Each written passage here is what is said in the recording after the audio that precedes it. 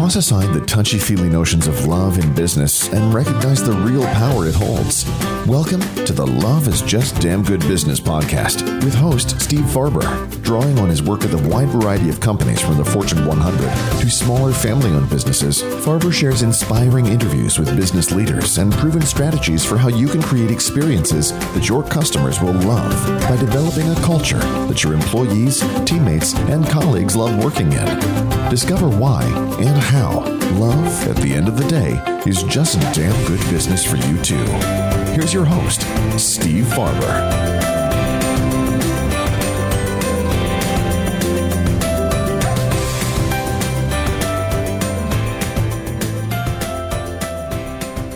Hi, this is Steve Farber, and welcome to another episode of the Love is Just Damn Good Business podcast. You can find this podcast in its entirety. In other words, the video of it, the recording of it, and the transcription of it at stevefarber.com/podcast. Today is part 2 of a session, an interview with Angelo Poli, who's the founder of a fitness and nutrition company called MetPro. I interviewed him first on episode number 44, where we talked about his approach to fitness and nutrition. Obviously, he's a bit of a, let's just say, a passionate enthusiast about fitness in all of its forms, and has an incredible deep knowledge of how the human metabolism works. So I started working with him in his program around the time of that first podcast interview. So it's been a few months, and checking in with him after 3 months of being coached by him. And in fact, a little bit later on in this episode, he's going to do a live coaching session with me and all my particulars of my fitness journey. So we're doing the proverbial open book on this, and we're going to finish off the episode with an invitation for anybody who's compelled by this to join me in this process. It's really quite something. But first, let's geek out a little bit with Angelo Poli, fitness expert to everybody from NFL players to professional bodybuilders to powerlifters to executives and business people and folks like you and me who just want to get healthier. Enjoy my conversation with Angelo. Here we go. Angelo Poli, welcome back to the podcast. It's good to see you, my friend. It's awesome to be back. This is exactly where I wanted to be, buddy. I've been looking forward to talking to you all day. This is going to be great. Well, I've been looking forward to this for several months because it has been several months. How long has it been now? Has it been 3 months for me with you guys? Almost 3. Yeah, Almost so nearly 3, I think. Okay, nearly 3 months since our last podcast. Since I started with you guys, so we recorded part 1 of this podcast. It's episode number 44. For those who haven't heard it before, feel free to go back and review. So I've been on this MetPro journey with you for a while, and I do want to talk about that and want to get kind of real with, not kind of real, but real. Really real, Steve. Really real. Never understood when people qualify something like that with kind of real. Not exactly real, but kind of real. With my own numbers and journey so far. So we'll do a little kind of live coaching, let people see what it is that you do. But I want to start a little bit of a higher level. And first of all, we talked a little bit about your personal journey last time. But as I went back and listened to our talk, I didn't really get any of the gory details. And I'm a gory details kind of a guy. So, yeah, so tell me a little bit about your story, kind of your personal challenge that led you into this work. I always wanted to get into the fitness industry because I enjoyed it personally. I loved working out. I was just one of those guys that, would hang out at the gym and, enjoyed exercise. And I owned a window cleaning business. Did I tell you that last time? I don't think I mentioned that. I don't think so.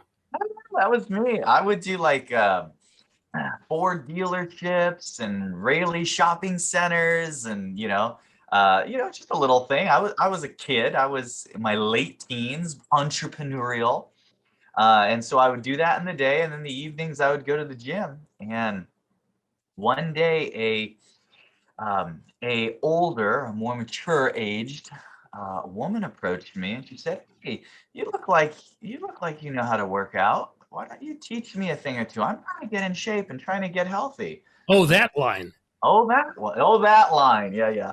Like, okay, I'm just some kid, but I was like, yeah, I want to give this a shot. So she became, uh, unbeknownst to me, I didn't know this is what was taking place. My first client relationship, and so she became essentially my first fitness client. I exercised with her. I helped her cut out some sugar. She actually quit smoking. She lost 60 pounds. She married her high school sweetheart. This is a woman in her 60s. So it was just one of those wow moments. This is really cool. And it motivated me to say, hey, I want to do this. I want to do this for a living. And I knew nothing at that point. I didn't even know how little I knew at that juncture of my very, very young life. But she said to me, "Well, do you mind helping my friend? She's about 30 years younger than I am, and has a little more weight to lose, but she's healthy and she's really willing to work hard." So I did the exact same thing with her. Had her same types of food, same types of exercise. She lost 5 pounds, Steve. Five. And that was like a cosmic, I couldn't handle that. Hmm. I had to know why. I certainly didn't do anything different. She wasn't, in the closet eating Oreos. I know that. Why did I get such a dramatic difference between person A and person B when seemingly it would have been person A that would have had the harder time? So I ended up just diving headfirst into my studies. I would read anything I could get my hands on. Now, this is going back, and we were reading all the latest nutrition books, diet books, fads, everything there was, all the different strategies on exercise styles. And by the way, now a few decades removed from that, they just go in a big loop. It's just kind of the same stuff that resurfaces with a little different, shine on it, but they go in rotations. And I really dove into that and got about 2.5, 3 years in, and I was having some back pain, and that was kind of a bummer. You were having some back pain. I was having some back pain, and all of a sudden I couldn't hand my clients dumbbells anymore, and I couldn't stand on my feet for more than an hour or two. And if you're a personal trainer, that doesn't really work. So so yeah, I ignored it for a long time, and it got pretty devastating. And my poor wife, boy, she had to deal with me. I was almost like a patient for almost a decade. It got It went on. That went on for 10 10 years. years Yeah, of almost debilitating back yeah. pain. I was 29, so I was in my early 20s when this first happened, and I was 29 when I finally had a lumbar fusion, which is the big surgery where they actually go in and put metal inside your body and get rid of one of the discs connecting two vertebrae. And that really helped. But even after that, you're talking 10 years of compromised physiology. There's a lot of recovery and a long road to recovery after that. But yeah, it was pretty brutal, Steve. And so multiple times I almost decided, well, this career path isn't for me. But I really enjoyed the nerd side of it all. So I started doing the lectures, and I started doing seminars and education. What I would do is I would oversee the nutrition side for multiple programs, facilities, clubs. I would speak at hospitals, colleges. Even I remember I spoke at one of my more entertaining lectures was at a highway patrol center. Basically just on how you can really impact your body, your physiology, and of course your health with nutritional manipulation. And so I started really focusing on that for a number of years, and it turned out that there was a silver lining in that. I was able to what's the saying? Necessity is the mother of invention. Right. Right. So when people would come to me, my time isn't worth anything. It was a result. And so I learned quickly how to push on the buttons that would get the best results. And ironically, it wasn't learning how to do a different variation of an upright row in the gym. Not that I'm not all about that too. Right. But it's really, okay, let's talk about your day, your time management, what you're eating, what you've been eating, and what we're going to adjust your eating to next, and how that then dovetails into your training and intention cycle of what we're trying to do. I mean, you can boil it down to most people. The worst you could say about their strategy is it had an identity crisis. Nowadays, when the professional athlete calls me up, this is someone who's, paid X millions of dollars to perform on their field or in their sport. They're not calling me up because they don't know the cyclist doesn't know how to cycle, or the football player doesn't know how to run a touchdown. They're calling me up to critically analyze really their time allocation. Only they don't realize that's what they're asking Right. They're for. not saying, "Hey, Angelo, can you help me with the schedule during my day?" And when yeah, not that's not what they think they're calling you about. Correct. But when I would get the first thing I would do is I would get, just do a recall of, how you're spending your hours throughout your day. And I would find that athlete A here, he's in training for 16, 18 hours a week. I mean, that's not uncommon for some of these, this is their job, their career. Well, now we talk about, well, what are your goals? And he says, here's what I want to see improvement in. Now, we're talking at that level, improvement is nanoseconds, right? Because they're already the best of the best. So they're already doing all the things. And usually they have a solid, maybe if not perfect, a solid nutrition plan. So how do they even bust through that level and get yet better still? People in the CrossFit sport, really fun to work in that area, and because you can see an immediate cause and effect with their performance. Same thing with powerlifting, immediate cause and effect. Are you lifting a larger weight? Team sports, it's more indirect, but it's still there. So what we would find is we'd look at, okay, 15, 16 hours of exercise over the course of the week. Now, here are the items that you're doing that are directly correlative to your stated goals. And here are the items that are good, but accessory or auxiliary. They're supporting those goals, but not direct. So when you say items, you mean exercise, food composition, timing of when you eat. Is that what you mean by items? So in what I was just referencing was more the exercise, but where I'm about to go is then we do the exact same process with their food. And what we find is most people are doing, I'm just using the athlete as an example, an athlete who trains 15 hours a week, I'll find 2 hours immediately correlative to them improving what they're trying to improve. And the rest, while great, maybe it's not immediately correlative, so we just rearrange some of their time. Same thing then happens and more pointedly with the food. So a lot of people are on a good food program, but if they took, and I tell this illustration all the time, write down what you're eating and write down what you're trying to accomplish. Okay. Take that sheet of paper and go to your next door neighbor who knows nothing about fitness or nutrition, but is a smart guy, and just say, hey, Johnny, here's what I'm eating. Don't show him your goal.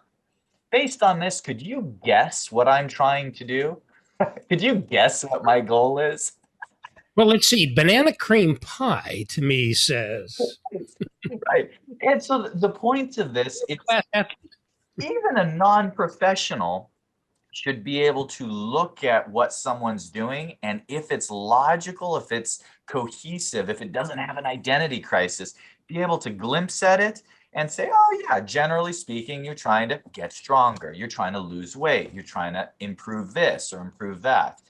And so that's really where the strategy piece comes in. These are broad strokes, but over the years of dealing with my own pain and recovery and walking with a cane and having to go through all of the both physical and psychological fatigue of not being the physical man that I used to be. Um, I I had to find something else to take some pride in. And so at that point in my life, it was really learning the science of what causes a person's body to change. All right. And So let me bring you back to that decade where you were essentially debilitated. So what I'm hearing there is you were faced with a number of choices, not the least of which being, am I still going to pursue this dream of being a, let's generically call it, a fitness coach, advisor guy?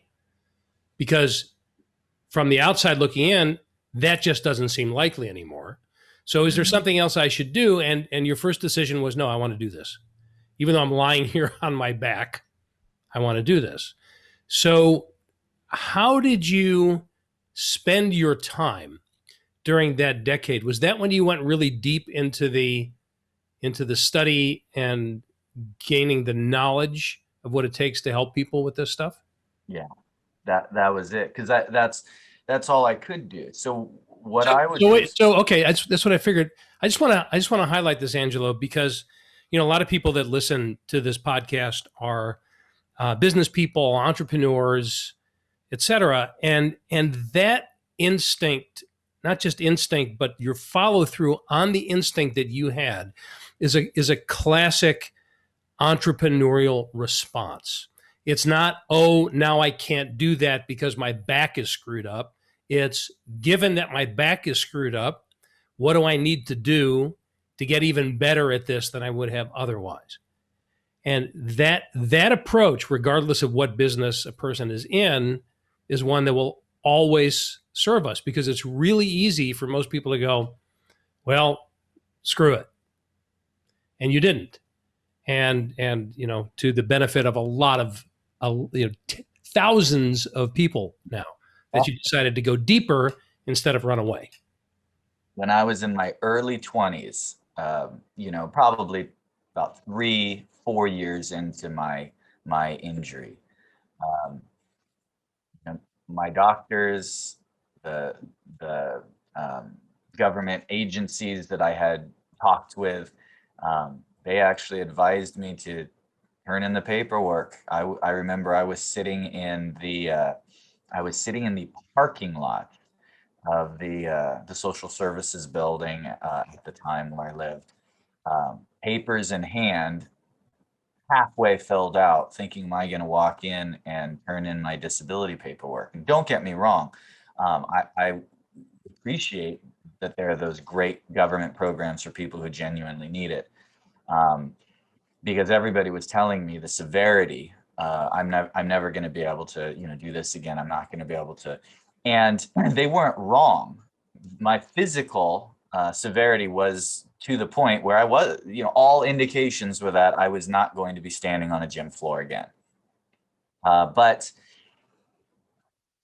I didn't want to go there yet. I didn't want to, and I'm not going to say this, background music of I had a moment of inspiration and I'm going to keep fighting. I didn't want to um, not find a different practical way that even with my circumstance, even if I didn't recover, that I couldn't still do something that I loved. And so it ended up landing me in just this really unique scenario where, since I could no longer train clients, I helped people with their nutrition.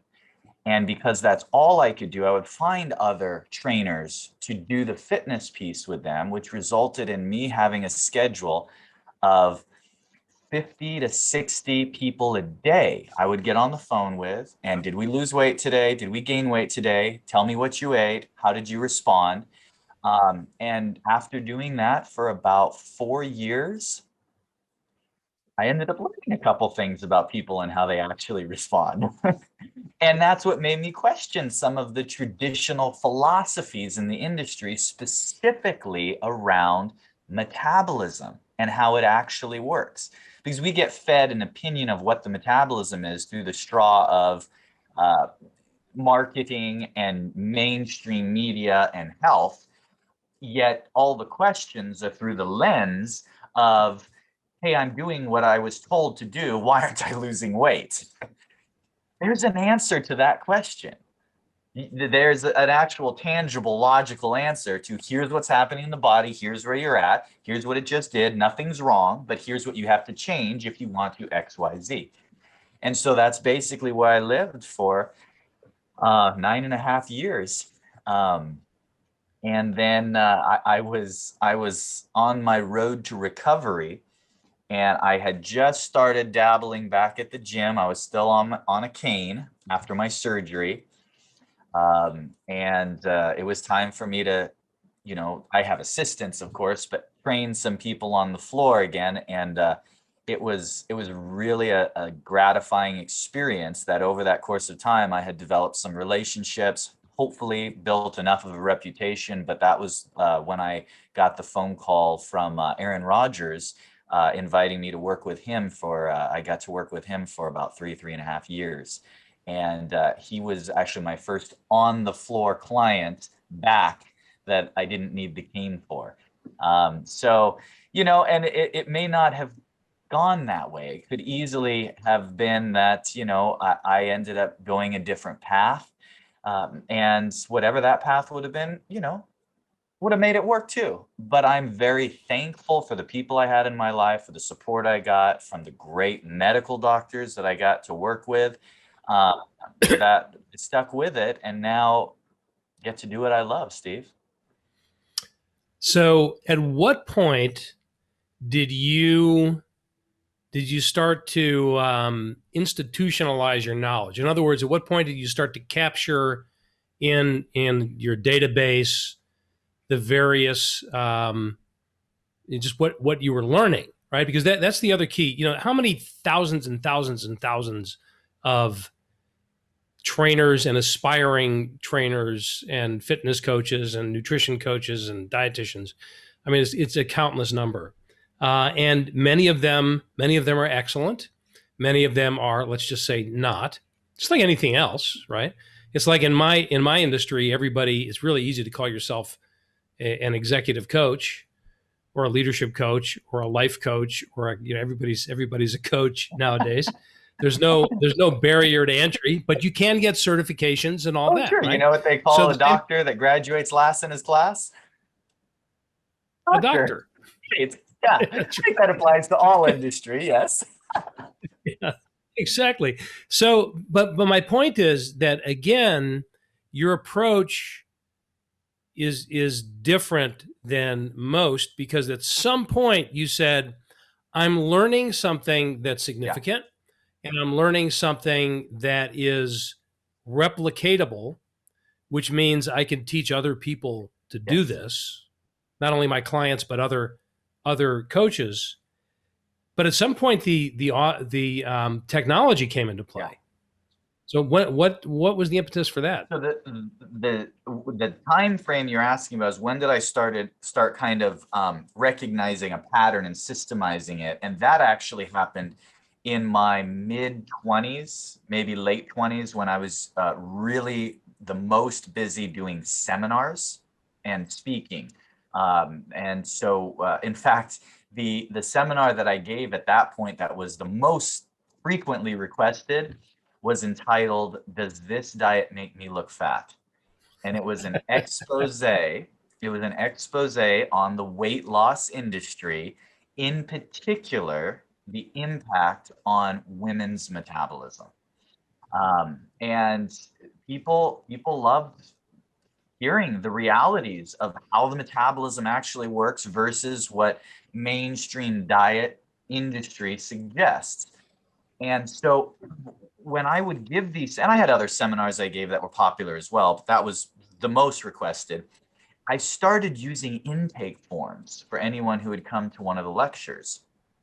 And I noticed that I started stripping a bunch of stuff off the intake forms and replacing it with other stuff, because it's like, gosh, this just isn't helping me. I want to give a person as much info in an hour as I possibly can. This doesn't help. This doesn't help. This doesn't help. But wow, I really seem to rely on this. And you know what I, So yeah, for example, what did you throw away from the, let's call it conventional wisdom, and what did you end up age, keeping? height, weight, gender. Isn't that shocking? Like that's the first thing. That's all. Like if I want to know, if someone says, how do I lose weight? Whether you're male or female matters, but it's way lower on the totem pole than you would guess. Way lower. And I know people are going, no way, that can't be. But here's what does matter. What are you eating? More accurately, not what are you eating? What is your body used to? Now, I can give you some social and cultural norms based on our society. And if you're a male and you say, yeah, I don't eat good, that usually means that you're eating a lot worse than, and I'm not trying to be, any stance or any mess. I'm just talking about eating habits of people over the last 3 decades. Than if you're a female and say, yeah, I'm trying to eat better, but I don't, I don't do so great on the weekends. Likely, the male is eating a lot more calories that are not helping him. His body is used to a lot more junk food. Therefore, when he goes on a diet, when he simply cuts out soda pop, men lose so much more weight than women. Oh, when men just eat so much happier than women often. Now, of course, there's all the other physiological elements that go into that, but generally speaking, it's the gap between what their body is used to and what they change it to. And typically speaking, again, there's always exceptions to this rule. Typically speaking, if I change a female's diet from just watching what you eat to a very specific diet, we're manipulating 20-30% of their intake. Whereas I have guys that come in and, they wake up and for breakfast, it's a donut and a cup of coffee. For lunch, it's Mexican food, Italian food, you name it. It's some, chips for a snack. And then it's, the fast food drive-through on the way back just to warm them up for a few beers. And maybe we're saying like, oh my gosh, I would never eat like that. But we know someone who does. Come on now. So when that person goes on, that sounds great. When that person goes on a diet, guess what?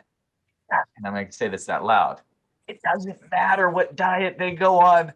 They're going to lose weight because it's not what you eat. It's the contrast between what your body was used to and what you change it to, which has taken this notion of men lose weight faster physiologically than women, which is a truism, and biologically and testosterone, and we can go into all of that. That is a truism. But it has exacerbated that assumption more so because there's usually more contrast in what we can manipulate in someone's diet who's eating more calories. But let me tell you, Steve, I have had so many times I'm sitting in my office and there's this little itty bitty wife and this rotund, very happy, portly husband, and she's just smacking him saying, I told you not to eat that. You shouldn't have been eating. It's bad for you. And he's sitting there, I don't know. I didn't think I was eating very much. It doesn't always mean that men can lose weight faster. Sometimes it is the absolute other way around. I've seen it over and over again. And so I can go on and on and on with things that we think are relevant. So many people like, well, okay, I'm trying to lose weight. What are you doing to lose weight? I'm like, well, I work out 5 mornings a week. I was like, great. Now raise your hand if you're eating healthy. And half the room will raise their hand. I'm like, great. Raise your hand if you're actually losing weight. And then maybe only a fifth of the room will raise their hand. And I said, great. Now, raise your hand if you know what you're going to eat tomorrow at lunch.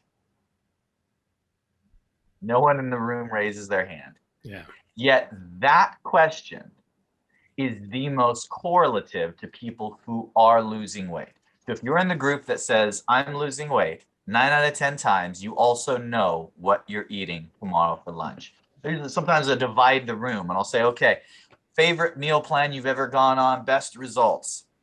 Oh, I've done low carb, or oh, I've done this, or oh, I've done that, or I've tried this, and I've been vegetarian and vegan and intermittent fasting and keto and Mediterranean and South Beach and blood type. We can go on and on and on.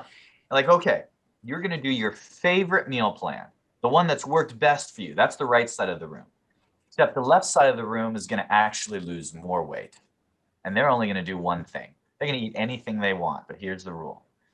you have to put it in your lunchbox a day in advance. And if it's not already in your lunchbox, you can't eat it.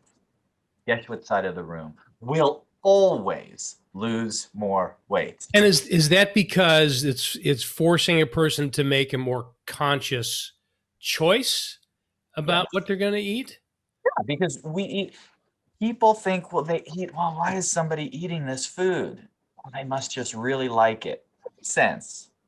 You know why people eat food? Because they're busy and it had close proximity. That's why people eat food that they know they really shouldn't. It's proximity. That is the American way. In our culture, our lifestyle here, we, breakfast is no problem. Dinner, and I know this will shock some of you, dinner is not the issue either, because dinner, at least culturally, that's a time where we will take the time to make a meal, eat with the family, even go out to a restaurant and eat. So now that's a value system issue, not a, that's a personal preference and how we're making choices in our life issue.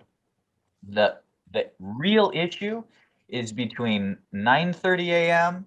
and 4 p.m. because we eat based off brevity, fast. I'm not scheduling time for a formal lunch. I'm not scheduling time for snacks. I'm just working. I'm paying the bills. I'm dropping off the kids. I'm doing the daily chores. And when my body reminds me that it needs some fuel, I'm going to stop and grab whatever convenience. And even if you're at home right now in COVID, right, and you're not going out and doing those things, and you have your refrigerator 9 feet away from you, still we somehow manage to get so busy that we don't want to stop and take time to chop vegetables and prepare a meal and this, that. So we grab whatever is convenient.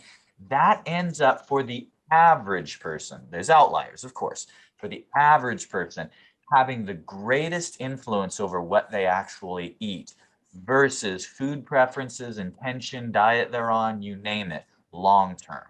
So I'm that's so I'm assuming then that because not everybody that comes to MetPro is trying to lose weight. There are other people that are maybe competing for a bodybuilding competition, or there are people that just want to feel better, or there are people that maybe I've been really, lean and skinny my whole life, but I can't put muscle mass on. There's a lot of different reasons people will come to you. I'm assuming the same principles apply. It's just the application of them that would be different. You're 100% correct, Steve. It's the exact same process, exact same principles. And by the way, for some folks that have that ectomorphic body type and a really hyper metabolism, that love exercise but struggle to put on weight, it can be just as hard for them to gain weight as it can be for some of us to lose weight. And as much intention and focus has to go into it. But that's where the strategy comes in. But you brought up, what do people come for? So often. So the number one thing is usually entrepreneur, businessman, professional, dedicated his life or her life to their family and to their career. And now they're in their early 50s and they're starting to look at big picture and health and how do I enjoy the success that I've had. And they start to realize, or they've had a conversation with their doctor, yeah, you know what? Health has been on my list. It's just been too low on my list. Yeah. That's honestly the number one reason that I will hear that people will reach out to us. And then within the framework of that, there's usually, how do I take the weight off efficiently? How do I lose a few pounds? How do I lean up? But I mean, I've worked with multiple people who used to be on the Biggest Loser ranch after the fact, some immediately after, some years after. I've worked with a gal who hired me to slow her metabolism because she was going on one of those reality TV shows where she was going to be without food or shelter for 21 days. And so she wanted to have a slower metabolism going into that. I've had people wanting to do very specific, in the physique world. I used to work with a lot of people who are already competitive physique or bodybuilders or fitness figure, looking to get their pro card. Just, they got to rank just a little bit higher at a qualifying. Worked with a lot in that world. A lot of people in the CrossFit world who are doing very good, just trying to get their rankings up a little higher to qualify for whatever level they're at and age group they're in. Same thing with powerlifting, with team sports, Olympic athletes, endurance athletes. But by and large, business people, professionals, executives, family, men and women who just want to not guess. Because the problem is, whatever your goal is, you can go to the Google and type in, how do I build muscle or how do I lose weight? And you're going to get lots of good advice. The problem is there's going to be literally 1,000 different recommendations. And I'm going to tell you the secret right now. All of them are right. It worked for someone. I mean, I've seen it all. I mean, there's so many meal plans out there. There's so many strategies out there. I'll read you a little something in a second here, but I remember in the 80s when people were doing and really this was actually more so the 90s, if we're being honest, doing the low fat and the cardio and the sweatbands and the whole thing, and stunning physiques. It worked. Early 2000, it was the big low carb craze. We called it Atkins back then. We call it keto today. You're going to get hate mail for that. No, Atkins and keto is totally different. Well, the mechanic behind it is not totally different. Hopefully, application improves over time, as with anything. But that there's that approach. And guess what I've seen? Stunning, gorgeous, healthy physiques. Then, there's a big and there's still a very large community of people who prefer plant-based. And when done right, guess what I see? Stunning, gorgeous physiques. Here, I'm going to give me 10 seconds here. I'm going to read you something I think you'll actually get a kick out of. And hopefully your listeners will get a kick out of this. The last book that I wrote was I took an excerpt out of that old seminar that I used to give, Does This Diet Make Me Look Fat? Where we did an expose on kind of diets through the history. Have you seen the videos, the dancing through the decades, dance through the history? Yeah, sure.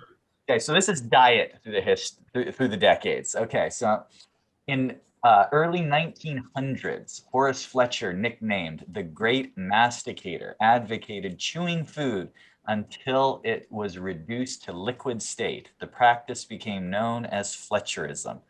One of the first formal diets, Fletcherism.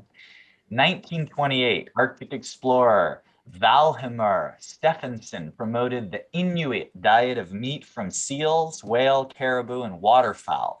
This high-fat, low-carb diet would be considered ketogenic by today's standard. Yeah, or the carnivore diet as well. Yeah. 1928. 1966, the Sleeping Beauty diet, a dangerous abuse of drugs, was referred to in Jacqueline Suzanne's novel Valley of the Dolls. 1971, the Grapefruit Diet gained popularity promoting the use of grapefruits for weight loss. 1975, the Cookie Diet, based on meal replacement of specialty formulated cookies, was touted for weight loss. 1977 saw the birth of Slim Fast and its strategy to replace any 2 meals a day. Love of cabbage increased in 1980 thanks to the cabbage soup diet, which was eat cabbage soup for 10 days straight. 1981, Judy Mazel's Beverly Hills diet became a bestseller, and it advocated nothing but fruit for 10 days straight. It actually drew quite a bit of criticism from the medical community at that time. 1985, Jenny Craig popularized food delivery in the US, because I believe it was already going on in Australia. I could have that backwards. It's been a minute. But 1985 in the US, Jenny Craig started. And it wasn't really a diet. It was actually a food delivery system. And guess what that resulted in? Weight loss. 1988, the liquid diet, also known as Optifast, gained popularity when Oprah Winfrey lost weight on it. Her public battle with weight continued on years later. Yeah. 1990, companies like Nabisco, Sara Lee, PepsiCo, and McDonald's all produced new food products in this new category called low fat in response to the market's interest. 1996, so getting a little more current here. It's still a ways ago, but the naturopathic physician Dr. Peter D'Adamo popularized the blood type diet. That was in 96. 2000, we were introduced to Jared Fogle and his absurdly large pair of pants while standing out front of a Subway. Right. And we remember that, right? I used to wear these. Though conceived much earlier, the Atkins diet stepped into mainstream in 2003. Yeah. That's when that really became popular. Master Cleanse gained popularity after Beyonce reportedly using it for her 2006 role in the movie Dreamgirls, reportedly. In 2007, less food was heated over 104 degrees. Some people say 103 degrees as the raw food diet gained popularity. In 2010, this was a thing. People shopped the baby food idols for the baby food diet when I believe it was Jennifer Aniston, whether it actually happened or was taken out of context, was using baby food to get ready for something as a convenience tool. It actually became a thing. Which kind of goes all the way back to the chewing your food till it's liquid. Right, all the way back to. Let's see, the sale of replacement shakes and bars are still popular, and growth seems to outpace over-the-counter diet pills. So that's a stat that might surprise some. The prescription obesity drug market has been flat for years. This is now since 2010. An estimated 239,000 bariatric surgeries were performed in the US in 2018. Dieters wanting clean foods with fewer preservatives, GMOs, and artificial sweeteners are forcing much of the food industry to reformulate their products. Attaboy, attagirl, that's good. That's a trend we like seeing. Millennials are the first generation of dieters who prefer avoiding brick and mortar weight loss centers. Kind of the Tower Records that I remember growing up with, the brick and mortar CD shops. Same thing with the diet centers. Weight loss in the US hit a new fiscal peak and financial peak in 2018 of over $70 billion. Wow. And then there's a whole other category that you didn't mention, which is the various, network marketing companies like, starting, I think the first huge one was Shackley, in terms of the diet area, or maybe it was Herbalife, Herbalife. Yeah. I remember that. If then Shackley had their stuff. And then in more recent years, you've got companies like Isogenics, which is a, big, growing, vibrant company. Weight loss has become part of what they do, but a lot of them were variations on that substitute 2 meal a day with some kind of a shake or a supplement approach. Hundreds of offshoots on all of these. And the thing is, they all exist, not because someone wrote it down on a piece of paper and said, here, I'm going to put this. No, someone tried it, got a great result, and said, I'm going to tell this to other people. They all work. The thing is, what's going to work for you? And that's where the technology can come in and help tracking your metabolic rate, some analytics, and so. By the way, way back when, I can't even remember what year this was. It had to be the late 80s. When was the Grapefruit Diet? When was that time frame again? It's like late 80s, maybe. Yeah, that sounds right. The Grapefruit Diet was around 1971. Oh, it was that far back? The thing is, that one kind of resurfaced. It resurfaced in like television commercials, and you took the grapefruit pill and all that. Well, I met the guy that I was told he was the developer of it. He might have been the marketer for it. I met him. He was in Florida. I was visiting a relative down there, And he introduced me to him. He said, by the way, this is the guy that does the Grapefruit Diet. Guess what this guy looked like? Oh, wow. He was enormous. He was enormous. He like filled up the car. And I remember thinking, oh, well, I guess that's why he's not on his own commercials. Oh, no. So maybe it did work for him at some point, but the fact that you're saying that all these diets work, what I'm also hearing is that therefore all of these diets at some point don't work anymore. Correct. Because they're missing the point is that the mechanic is your body acclimates to its environment. If what you introduce is a change, your body will acclimate. If it's a net increase in fuel, and that can be via calories, carbohydrates, et cetera, your body mass will increase until your metabolism recreates homeostasis and stops increased body weight. Your body has to perform that function, and it has to conclude that function. And if it ever cannot, you die. The same thing happens with weight loss. You go on any meal plan, and if it is a net decrease, or it manipulates your calories, carbohydrates intake in some way, that net results in you starting to lose weight, the job of the metabolism is to acclimate to that change and recreate homeostasis. And it needs to do that. And some people genetically, that process happens efficiently and it's frustrating. And some people, that process isn't as efficient and they seem to lose weight easier. So it's kind of flip-flop, but it will happen. Otherwise you die. So I'm really good at adapting. Really good at adapting, right? Some people can just adapt down real well and up not so much, and vice versa. So yes, absolutely, your genetics and who you are, where you're at, all play an effect. But going back to what originally spurred this whole conversation on was what sort of things that I start tracking is what's the most relevant. What I found was the most relevant is what is the person used to eating. Much more relevant to me than their gender, their age, their height, their weight. All those things are important. I want to know that too. Of course, common sense here. But when it comes down to what is going to give us the data needed to answer the question, what should you eat? It's always going to be, where's the person's body at? What are they used to? What have they done? And I would love to talk all about you now, Steve. Okay, so let's find ourselves a guinea pig. Let's see. Oh, here's one. All right. So to give a little context for this, as I mentioned earlier, so I started. I'll give you a little fuller context. So I've done Atkins, I've done keto, I did the carnivore diet strict for 6 months, which means nothing for the uninitiated.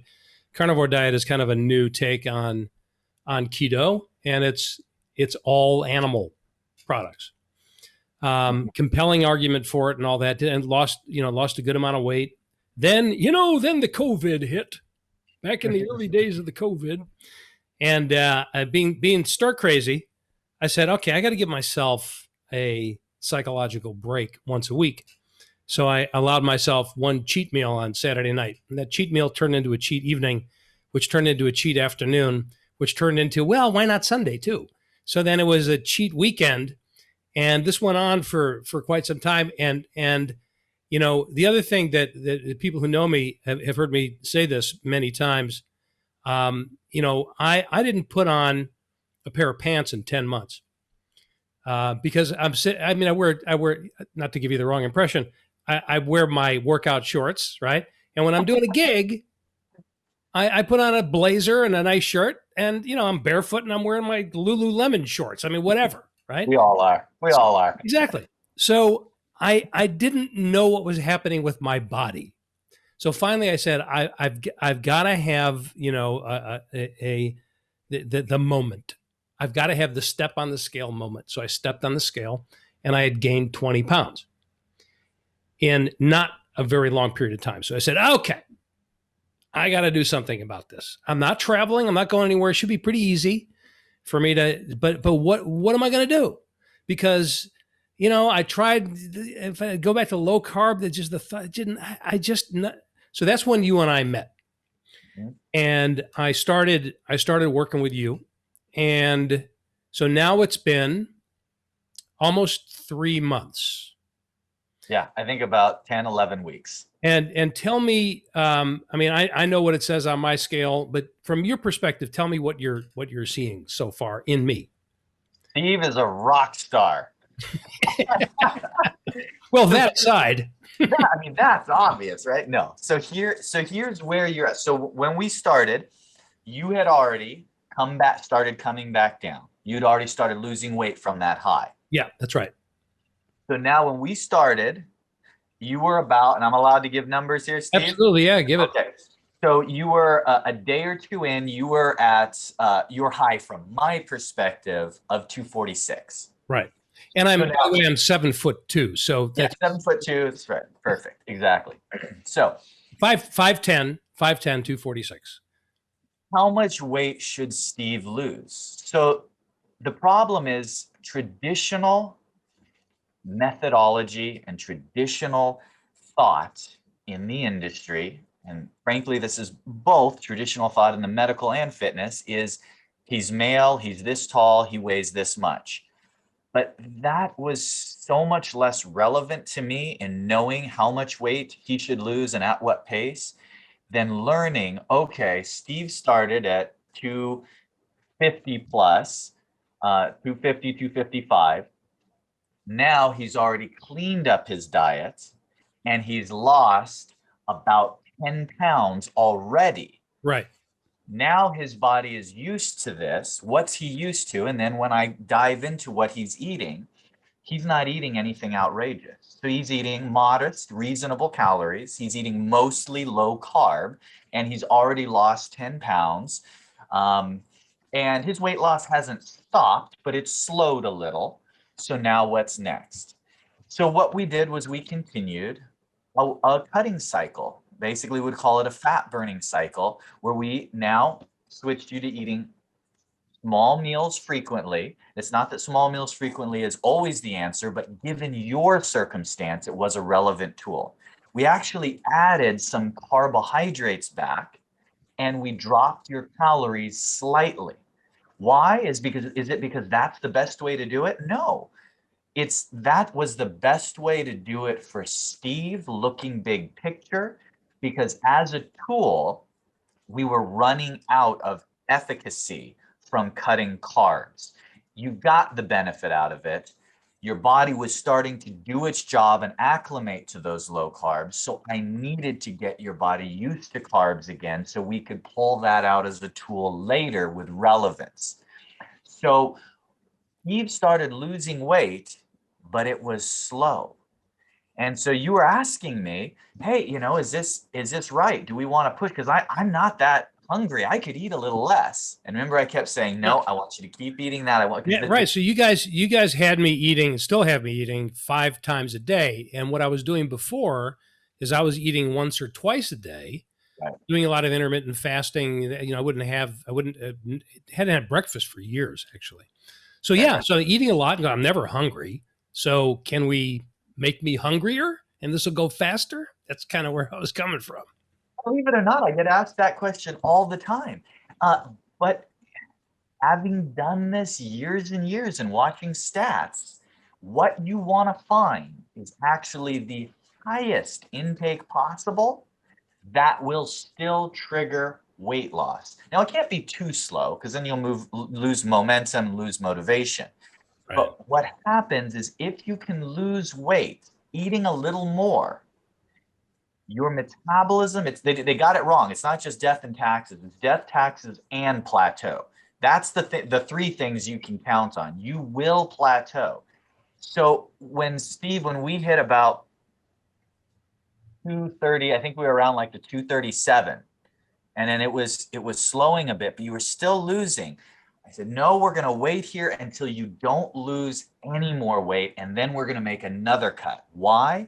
Because any weight we lose is free weight. Because if I get it off of you without having to take away a carb or calories or something that now your metabolism is going to get used to, it may take a little longer, but it's 2 more pounds, 3 more pounds that otherwise weren't going to come.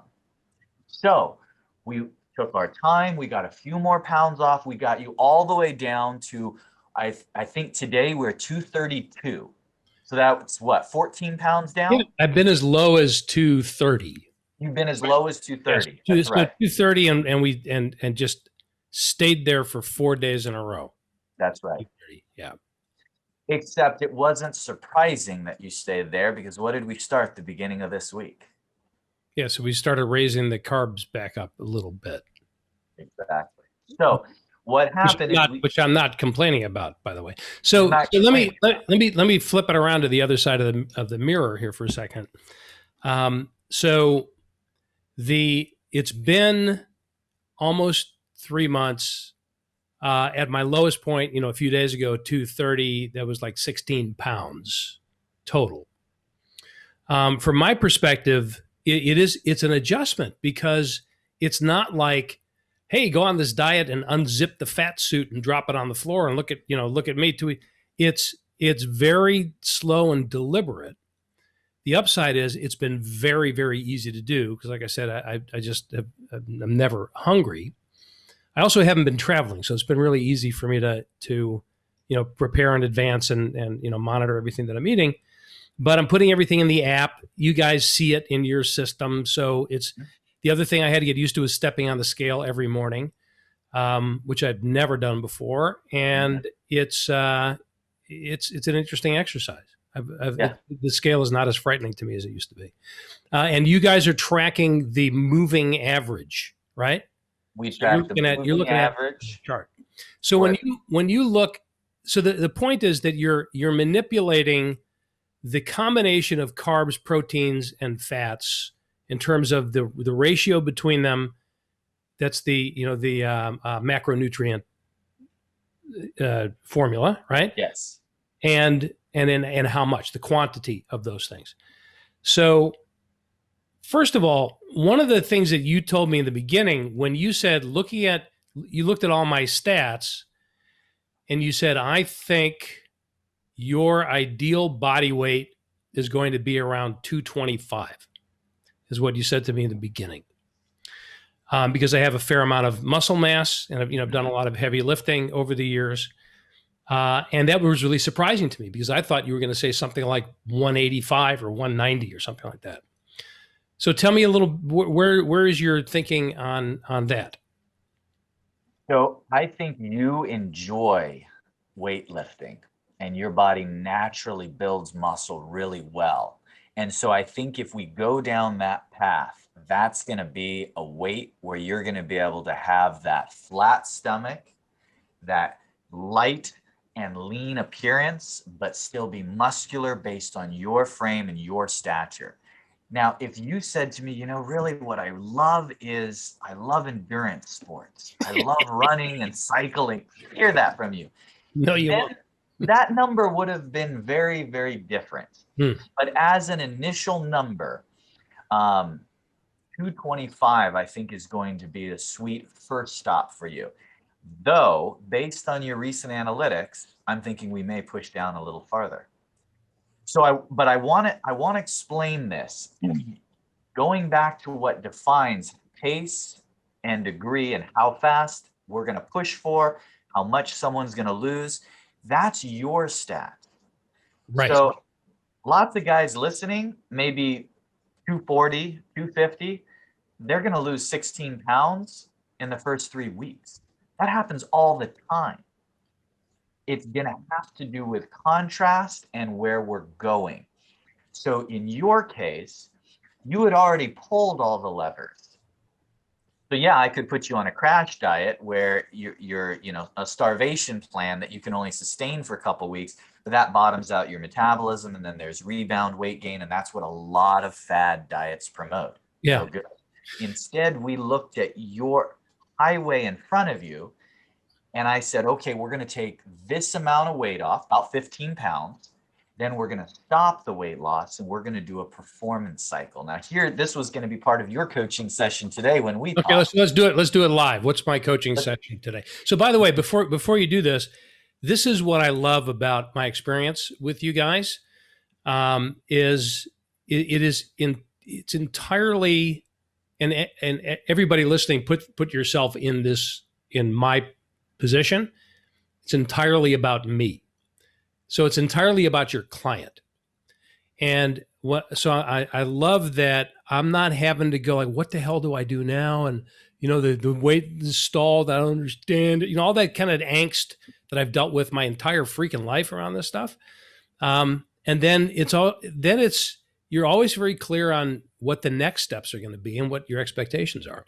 So that's what a person has to look forward to in working with this. Is really very, it's a great feeling, not feeling like you're having to figure it out for yourself. Okay, so with that said, go ahead. That's it. So you're in a really unique spot because this is the period of time where we're going to now tow your metabolism up.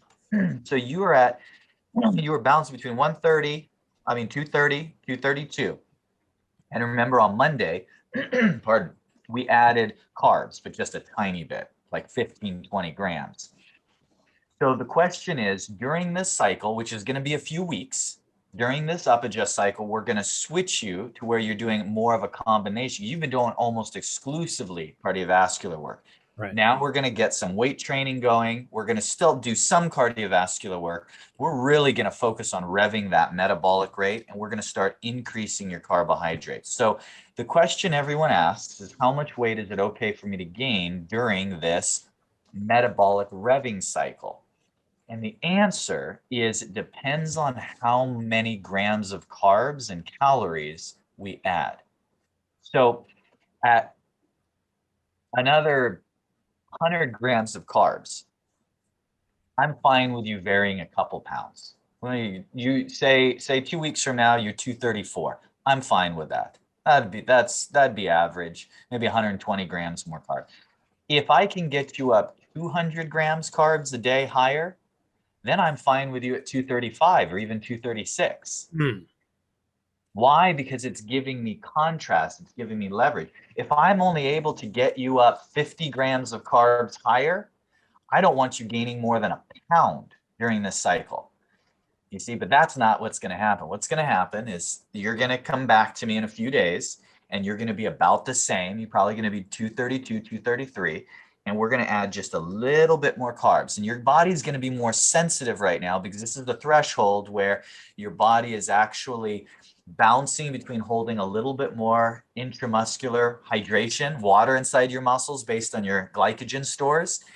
And so as we add these carbs in, we got to do so real slowly. But once we get you over about 140, 150 grams, it won't be the carbohydrate cost. It's going to be the calorie cost. So I'll be able to add bigger swaths of carbs at a time without you bouncing up a bunch of pounds. Once we're there, you're actually going to hit a point where you peak and your weight comes up a little. Most of that weight is going to be, of course, muscle and muscle hydration, because I'm going to have you doing the right training for that. And I'm going to have you actually hit the exercise until your weight starts coming back down. So a real common scenario here would be you bounce up to 235 and then we exercise you back down to about 233 and I add more carbs. And you pump up to 235, we exercise back down to 233. We rinse and repeat that cycle over the next 3, 5, 7 weeks, just depending on how much traction we're gaining. Then when we put you back on the cutting cycle, which is going to be similar to the macronutrient, meal frequency, timing, and all that I have you on currently, right? The fat is going to incinerate off your body. We'll drop down, what are we going to go to? 226, 224, 220. We're going to watch and see how your body responds. Maybe we have a field day with the building of muscle and I don't need you super low in your weight. I just want your body fat percentage really low. So we're going to watch how your body responds. But this is where the magic really happens, is in the reacclimation cycle, where we strategically get you used to more calories and carbohydrates. And that's not a new philosophy. You've all heard about it. You have to eat more to lose weight. That is a truism. But there needs to be a little asterisk on that says, kids, don't try this at home. Because the application of it is very specific. And if you miss, you're going to gain body fat. It's like, well, it said I need to eat more to gain weight, so I decided to stop dieting and add a cheeseburger. That's not going to go over so well. Yeah. It's going to be a very specific window where we can add calories and carbohydrates. Your metabolism can acclimate to that increase without gaining body fat. And we have to repeat that process. That's where we're taking you, and then we're going to repeat. And so it's not about, oh, it's week 4. Steve starts an up adjust cycle. No, it's that I know you. I know how much weight you lost before we started together. I know what you were eating before you started together. I know what you were eating since we started together. And I know exactly how eating that has your body has responded. And so now I can strategically say, here's the next step in your eating. Here's the next step in your training. And with reasonable accuracy, here's what you can expect as a result. And then we talked about this a little bit the last time you were on the podcast.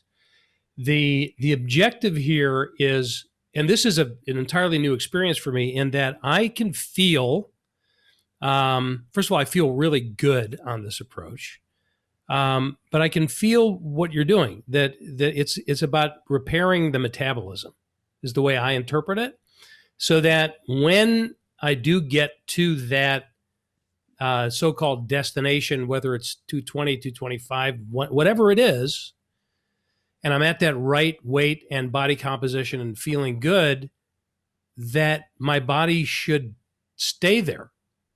Ding, ding, ding. And it's not about getting back on the roller coaster and saying, okay, had that for a little while.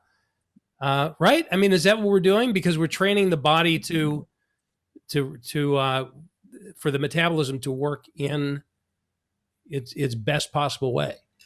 Let me tell you how all diets end up going. That's why it is a lifestyle, not a diet. I know it's cliche, but that is true. And that the diet is, well, I lost a little weight, slowed down, so I dieted harder, lost a few more pounds, slowed down, so I dieted even harder. And then I decided, forget this, I'm going to eat a cheeseburger because I'm frustrated. Right. You know, that's the basic dieting model. Yeah.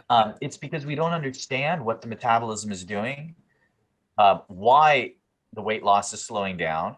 And the fact of the matter is we could have predicted not only what was going to happen, but about, within reason, predicted about the right time frame and what our next steps would be. So before we hit that crash phase, we're taking you through. So I have an algorithm that we run for people who just want to use some of our tools. And if they pick fat loss in that algorithm, they will spend 68% of the time where the algorithm will assess their results against what they're eating and manipulate their calories based on a cutting or fat burning cycle, 68% of the time. 32% of the time, they'll actually be in a metabolic revving cycle where it's assessing based on what they're eating, the calories, carbs, and response. We'll be looking to find ways to get more fuel into them without resulting in fat gain or minimal weight gain. And they'll switch back and forth between those two cycles. That's the broad strategy behind what we're doing with you, but it's very specific to how your body's responding.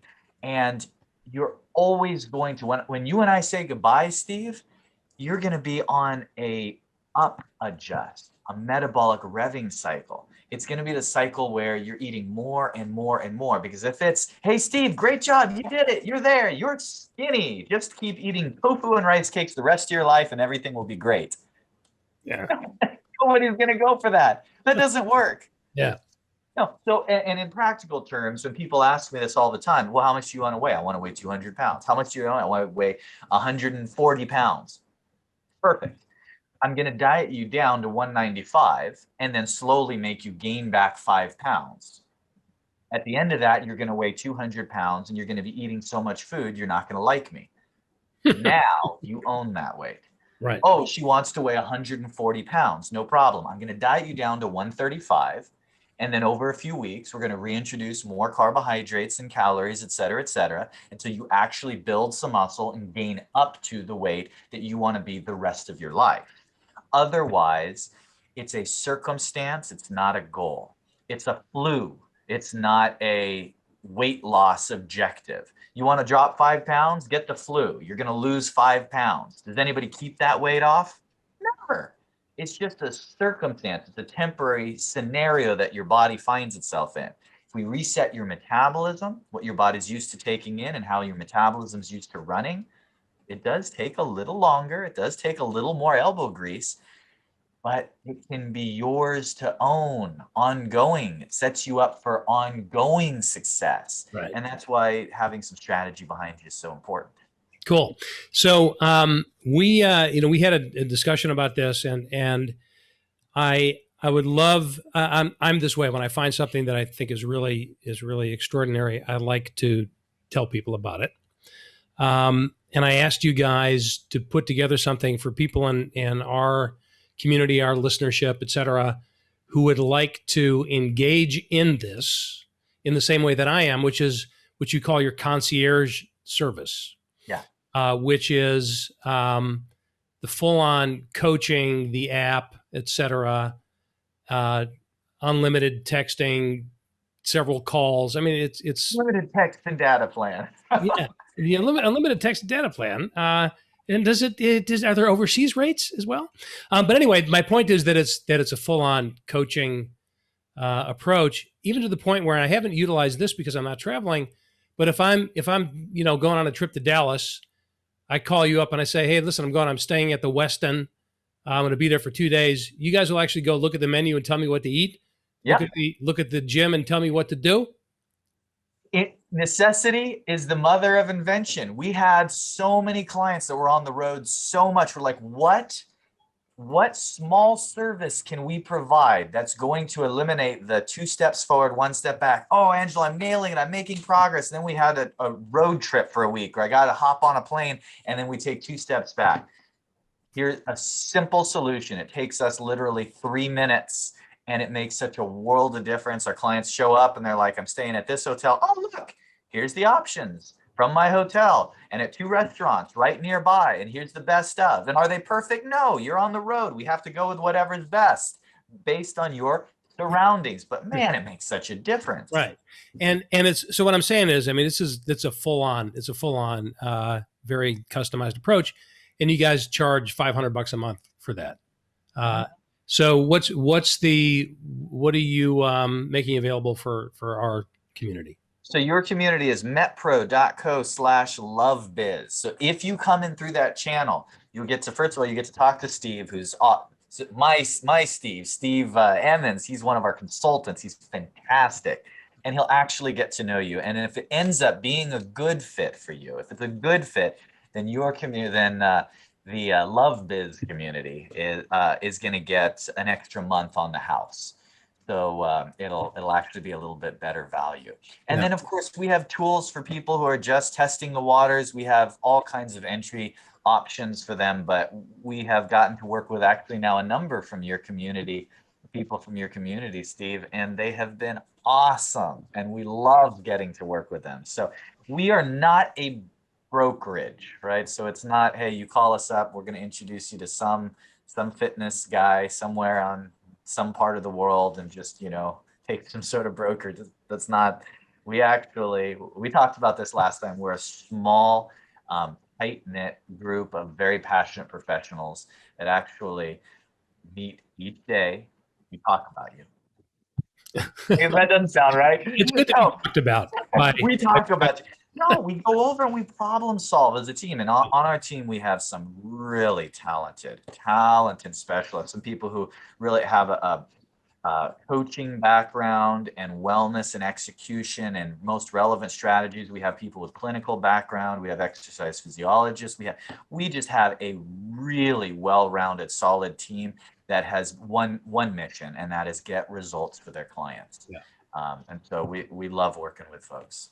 Well, great. Angelo, once again, really fantastic stuff. I'll restate the obvious. I'm a fan.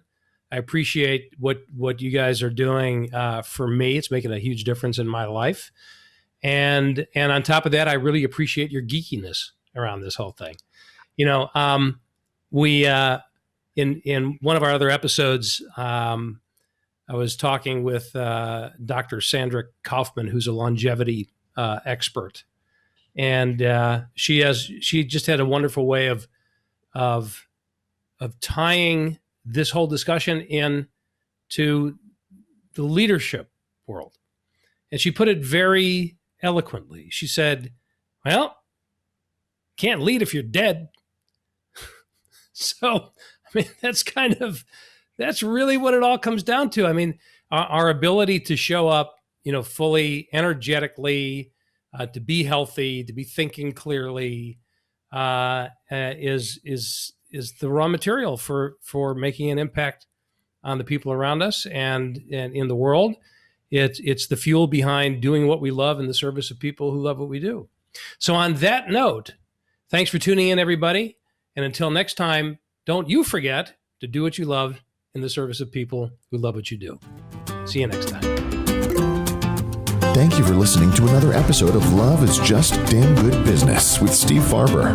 Join us again next time, because when customer and employee satisfaction just isn't enough anymore, we are here to back you up with specific ideas to operationalize love to make an enormous difference in your business, personal life, and the world around you. Visit our website at stevefarber.com to leave a review. And don't forget to share the love with your colleagues and friends, because after all, it's just damn good business.